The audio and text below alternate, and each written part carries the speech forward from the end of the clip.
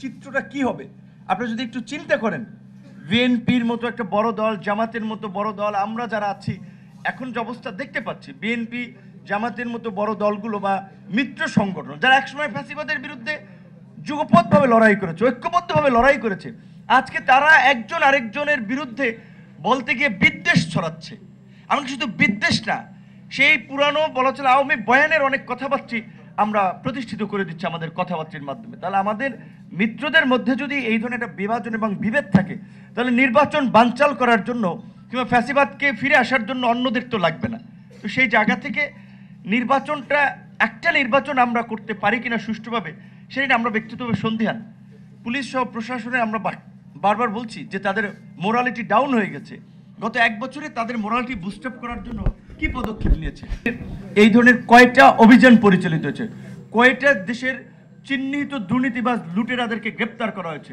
বরঞ্চ আমরা দেখি যে অর্থ পাচারকারী, স্বর্ণ চোরাচালানি তারাও জামিনে বের হয়ে যাচ্ছে। কিছু জায়গায় আপনারা জানেন যে ডায়মন্ড ওয়ার্ল্ডের আপনার মালিক ছিলেন দিলীপ আগারওয়াল নামে, তার বিরুদ্ধে স্বর্ণ পাচার থেকে শুরু করে চোরাচালান এমন হেন অভিযোগ নাই, তিনি জামিনে বের হয়ে গিয়েছেন।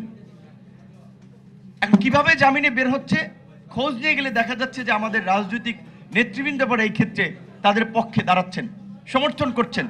এবং এটা আমাদের জন্য লজ্জার যে আমাদের সহকর্মী, আমাদের রাজনৈতিক নেতৃবৃন্দ যারা একসাথে রাজপথে আন্দোলন করেছে, কোর্টে আন্দোলন করেছে, নিপীড়নের শিকার হয়েছে, আজকে তারা এই ফ্যাসিবাদের দোসরদের জামিনের জন্য শুধু আর্থিক প্রলোভনের জন্য তারা তাদের পক্ষে দাঁড়াচ্ছে। একজন দুইজন নয়, প্যানেল ধরে দাঁড়াচ্ছে। তো তাহলে বিচারটা কিভাবে হবে? সংস্কারের কথা আমরা গত প্রায় 8 মাস দীর্ঘ আলাপ আলোচনা শেষে বানচাল করারই প্ল্যান ছিল পুলিশ হত্যা করা। তারা হত্যা করেছে, সেই মামলায় মির্জা ফখরুল ইসলাম আলমগীর সহ বিএনপির সিনিয়র নেতারা জেলে গেলেন এবং তিনি 1 নম্বর আসামি ছিলেন। তাদের শারীরিক কন্ডিশন বিবেচনায় জামিনও দেওয়া হয়নি এবং তার বের হতেও আপনারা দেখেছেন সেই অক্টোবরে গ্রেফতার হয়ে ফেব্রুয়ারিতে 4 মাস। তার মতো সিনিয়র লিডার পার্টির সেকেন্ড ম্যান তারাও 4 মাস একটা ভিত্তিক মামলায়, মূলত সেটা নির্বাচন করার জন্য এই মামলাগুলো দেওয়া হয়েছিল। তো 7ই জানুয়ারি নির্বাচন হয়েছে, নির্বাচনের পরে ছেড়ে দিতে পারতো, দেওয়া হয়নি। এবং আদালতকে কিভাবে নিয়ন্ত্রণ করা হয়েছে রাজনৈতিক প্রতিপক্ষকে দমন করার জন্য আপনারা জানেন। এই গণ অভ্যুত্থানের স্পিরিটকে ধারণ করে অন্তত এই গণহত্যায় যারা জড়িত, এই ফ্যাসিবাদী শাসনের সাথে যারা জড়িত, তারা কারাগারে থাকবে, তাদের একটা দৃশ্যমান পানিশমেন্ট হবে, এটা তো আমরা প্রত্যাশা করতে পারি।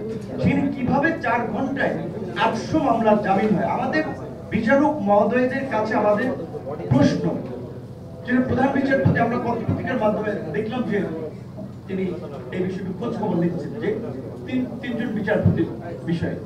তো বিচারের কথা আমরা বলছি যে এসআর ভাই যেটা হেডলাইন করেছিল, লিখেছিল যে 1 বছরে অগ্রগতি নেই। অগ্রগতি হবে কিভাবে? বিচারালয় থেকে শুরু করে সচিবালয়, সামরিক বাহিনী থেকে প্রশাসন, কয়টা জায়গা থেকে আমরা আসলে প্রকৃত অর্থে যারা ফ্যাসিবাদের সহযোগী ছিল, ফ্যাসিবাদকে পৃষ্ঠপোষকতা করেছিল, আমরা মুক্ত করতে পেরেছি।